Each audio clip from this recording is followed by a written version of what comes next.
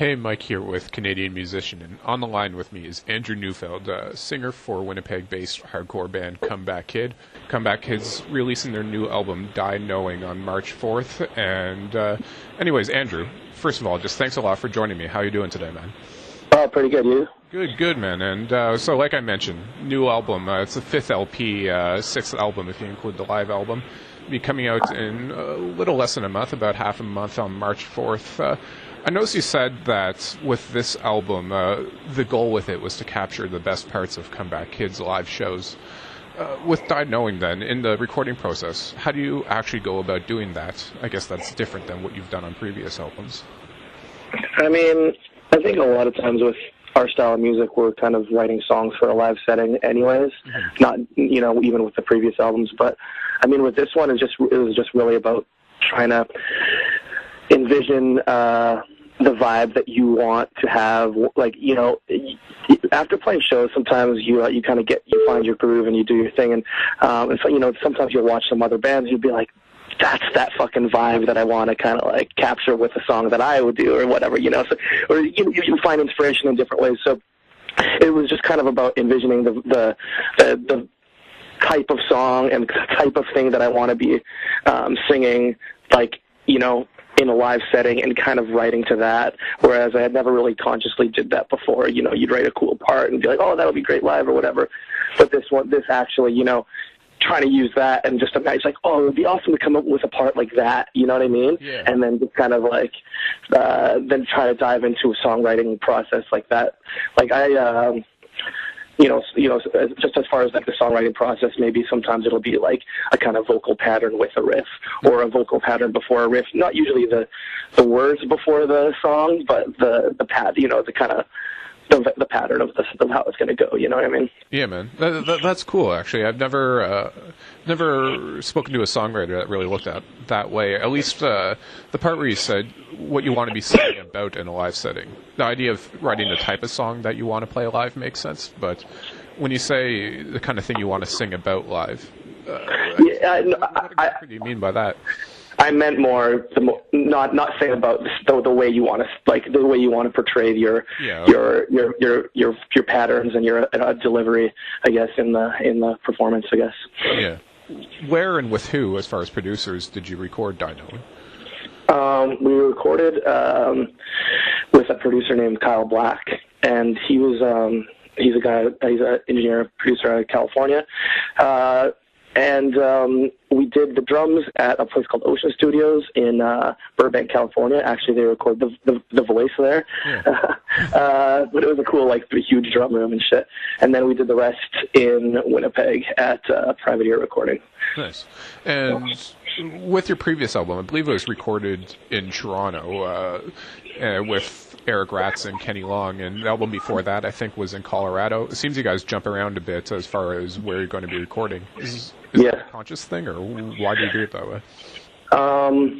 We did 2 records with at the Blasting Room in Colorado with Bill Stevenson and Jason Livermore, and they were, like, awesome. They did Wake the Dead, our second record, and then they did Broadcasting the record after that. And we didn't go to a different studio because we didn't like them. We just wanted something different. And I liked the experience with Eric Ratz and Kenny, and I think just with this record, like, I would definitely work with them again on something else. But I think on this record, we just want to try something different and a different type of style of production on the record. We kind of wanted a bigger kind of sound on this. I think Symptoms and Cures, our record before, had it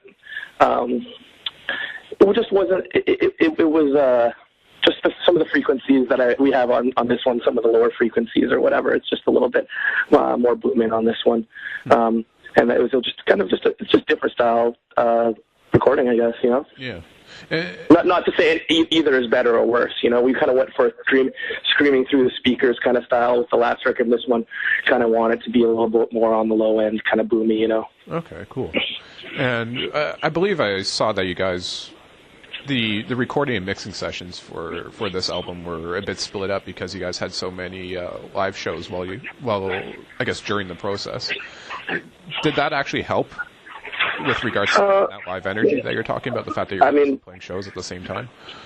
Not really, because you kind of have the template when you start the thing. You kind of have the template of where it's going to go with in tempo maps, and we're all kind of mapped out as far as that goes. The record it just kind of takes a while with us because, first and foremost, we are a band that's like generally known to be just like a band that tours and plays shows all the time. Yeah. And the thing with us is sometimes we'll book a show, 8 months to a year in advance sometimes, and with songwriting and getting the studio time booked and whatever, sometimes those things fall into place as they come. You know what I mean? So we were just kind of at the mercy of the shows that we were playing, and also it worked out because we did the drums in California at this really great studio that we wouldn't have been able to get in Winnipeg. So we were able, that kind of gave us the opportunity to, okay, let's do the drums and the pre-production in California, and then take a break. We're going to play the show in Pennsylvania, and then let's meet back up in Winnipeg and take care. Our drummer doesn't have to go all the way to Winnipeg for the whole time. You know what I mean? Because he lives out in California. So it's just it just worked out that way. Interesting. Within Comeback Kid, what's the songwriting process like? I believe you're the main lyricist. Do you bring songs to the band, or you formulate them in the studio? How does that work? Yeah, myself and Jeremy, the other guitar player, write all the songs. So I wrote the majority of this record. Yeah. And it's just kind of how it goes. It's always gone like that. Me and Jeremy will write the songs, and then the vocals will come after. And we kind of once you have the riff or the song idea, to bring it to Kyle, the drummer, and that's how we do it, pretty much. And again, you've said in the past that lyrics are often the most difficult part for you, which is certainly nothing new. I hear that a lot with songwriters, that lyrics are the most painstaking part. But do you find there's common themes or elements that you come back to as inspirations? It always just comes down to just kind of reflecting on situations in life and kind of thinking about things that I've dealt with or things that my friends have dealt with, and that kind of being inspiration for a song, pretty much. It's kind of what I've written a couple songs probably in my life that are really a little bit more political or whatever, but it's usually just personal stuff. Okay. Before, I guess for people that may not be completely familiar with Comeback Kid, before you were a vocalist, you were a rhythm guitarist, and before your guys' first lead singer, Scott, left in 2006. When Scott was there, were you involved in the songwriting, or did you become the lyricist at the same time you became the singer? No, Comeback Kid's always been my band, and not to say I'm not trying to but I started this band, and it's always been my baby as far as songwriting and stuff goes, and just even as far me and Scott would write the lyrics together, and I would play guitar and write all the songs, and Jeremy would write a whole bunch of songs as well, and that's kind of usually how it went. Yeah. Did that make it an easier transition then, the fact that you were already the lead songwriter anyway? Yeah, I think that's kind of why it went. I didn't really want to sing in this band. I never started Comeback Kid to be able. I sang in another band before Comeback Kid, so I kind of wanted to take the guitar role and not have the front man kind of thing. Yeah. So even when he quit, I was like, oh, maybe we can get a new singer. I can be able to stay on playing guitar. But it just didn't make sense, because no one's going to really understand the songs and the delivery that be better than me, I guess, in this situation. Yeah. So it was just it was the most natural progression. Mm-hmm. And as far as delivery, obviously, and as is common in hardcore, you have an abrasive, attacking vocal style. When you guys are playing as many shows as you do, because you guys are always on the road, it seems, how are you really just able to maintain your voice, or really just avoid losing your voice? It sucks, man. Usually,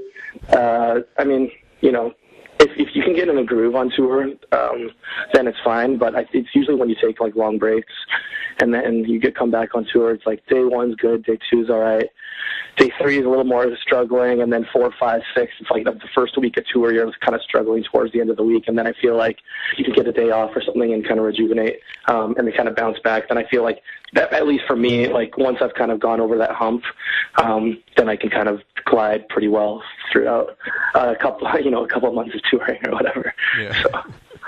Is there a reason that you guys tour as relentlessly as you do? Has that always just been the ethic of the band?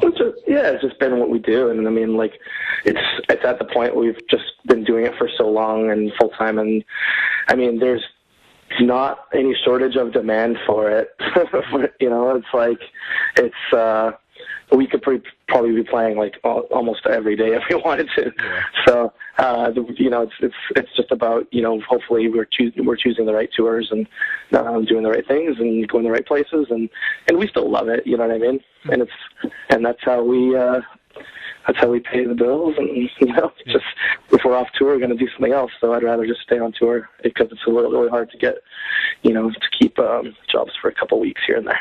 Yeah. As far as inspirations, you can probably tell I was reading, listening to some of your past interviews and that, but I was, I guess, somewhat surprised, although I shouldn't say too much, but you've mentioned people like Neil Young, Sigur Rós, just more mellow or more melodic artists and bands that you listen to. Do you find that comes into your hardcore songwriting in unexpected ways? Does that have an influence on you? Oh, totally, yeah. It's very much part of, like, you know, I don't think I find, maybe again, like, I'll find like a vibe inspiration or like a feeling kind of inspiration from other hardcore bands, but you know, as far as like songwriting, it's kind of, I find it, you know, you can take certain songs of a totally different genre and use that chord progression for your own song, make it a hardcore song, and you're making a different tempo or whatever, and straight up rip something off and make it a totally different thing, and that's the beauty of music, you know what I mean? Yeah. So I've definitely done that many times.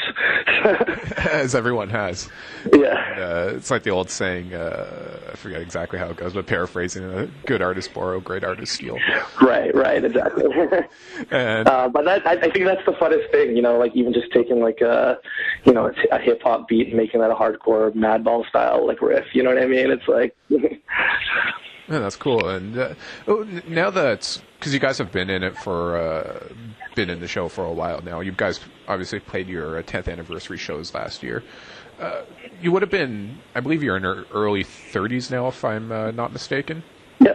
And so you would have been in your early 20s when the band started. I'm guessing a teenager when you first started getting into the Winnipeg hardcore scene. Has your relationship with the scene, with hardcore music in general, changed as you've gotten older? I think just in general, you're going to have a different perception of the music scene, being 32 years old as opposed to like fresh, green, you know, 18-year-old. You know what I mean? Yeah. So, I mean, yeah, it's definitely a different perspective. I don't know if it's any better or worse. It's just, or maybe just seeing it for what it is. I don't know. Yeah. We're feeling like the old guy in the room, I guess. But you know, you go to Europe and then you're like middle-aged in the room, so it's okay. do you notice your audiences? Oh yeah, like stay young. Oh, they stay like, yeah, especially in Europe and stuff. The crowd stays with you. I feel like in North America, you know, a lot of people stop going to shows, but they're pretty dedicated. They're pretty loyal in like places like Germany. You know, there's a lot of like 30 and 40-year-olds going to shows still. Do you take inspiration like? Are you surprised that some of the pioneers of hardcore, like Motorhead, Black Flag, Dead Kennedys, and D.O.A. was still going till last year? Are you surprised at all by the longevity that hardcore bands have? Yeah, it's crazy. It's awesome. I mean, being an old rocker seems, you know, it's awesome. I love it. So I just watched that documentary last night. About the singer of Pentagram. Do you ever see that documentary? No. What's it called? I think it's called The Last Days or something. Oh, you know what? I actually have that in my queue on Netflix and been meaning to watch it. Yeah, I know. I watched it last night when I got home. That guy, you know, not playing a show in like 10 years, and you see him like, you know, overcome a crack addiction and stuff like that, and he's just rocking the Bowery Theater in New York City. It's, you know, not playing for, I don't know, 10, 20 years or something, and his band finally is famous, you know. So. Nice. Is that essentially your guys' plan for comeback? Just keep prop me up, dude, and let me scream it out. No, you think about that. It's like that's the thing when you're getting older. It's like, well, how long can I do this for? But you know, and until feels wrong, or people stop giving a shit, I guess. Do you ever get the feeling that you want to do something outside of hardcore? Like, you have those influences, obviously, that are, like we mentioned, more melodic, acoustic bass, that kind of thing. Do you ever, I guess, get the feeling that you want to write something, record something that's more along those lines?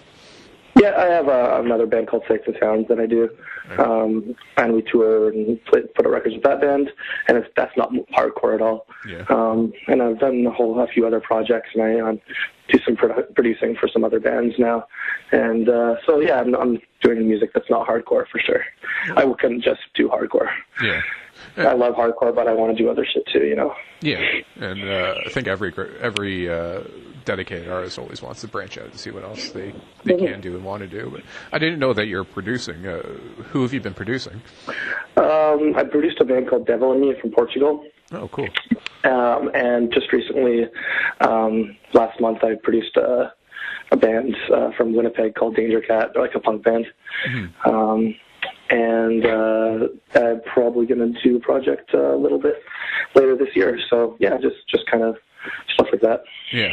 Do you have your own studio or working at project studios in Winnipeg? Or? No, it's just working with other in random studios wherever, because the projects kind of are in different territories.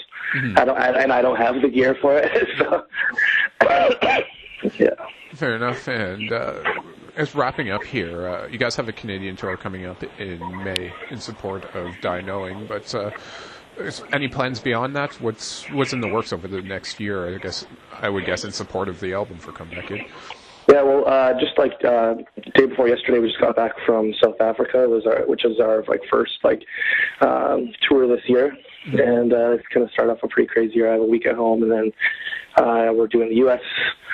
and doing a headliner in the U.S. We're going to go to Europe, go do the Canadian tour, and then festivals in the summertime, Euro festivals in the summertime, and plans to go to Asia and Australia after the summer. So it's just it's getting pretty packed right now. We're just kind of putting the final details together for the end of the year right now. Coming back to that, like when you're booking a year in advance, just because that's what's going on right now. So. Fair enough. And actually I wanted to ask, in those 10th anniversary shows you guys did last year, Scott Wade came back to sing for them, and you went back to your, I guess, traditional role in rhythm guitar. How was that for you? As far as, did you enjoy the experience getting back on guitar? It was so much fun. It was something that me and Scott had talked about for 2 or 3 years before that, and it's just something that we've always wanted to do. Mm-hmm. So we just kind of wanted to give it context. So we did it 10 years after the first record came out and played the first 2 records. I mean, I always loved. I started Comeback Kid so I could play guitar, and I mean, I love doing the band regardless. But it was just that was a super fun time for me, and it was just fun to do something different. It was just nice to have those change up, Is there one that you prefer over the other, guitar versus lead singer, or? I mean, there's perks of both, I guess. Yeah, fair enough. All right, man. And so we'll wrap up, but can't wait. Well, I've heard the album. It is fantastic, but I'm sure the fans can't wait to hear it when it hits stores in March 4th. And like I said, Comeback Kid is going to be doing shows all across Canada in May. And so get out there, check them out. There's never a shortage of opportunities to see them, and they're well worth checking out. Well, in Canada maybe there's a couple shortages. Yeah, I suppose so. But yeah, Canadian tour in May, and man, thanks so much for giving me a call, giving me your time today. Best of luck with the upcoming shows and everything with Comeback Kid. Thanks, brother. No worries, man. Take it easy. Cheers.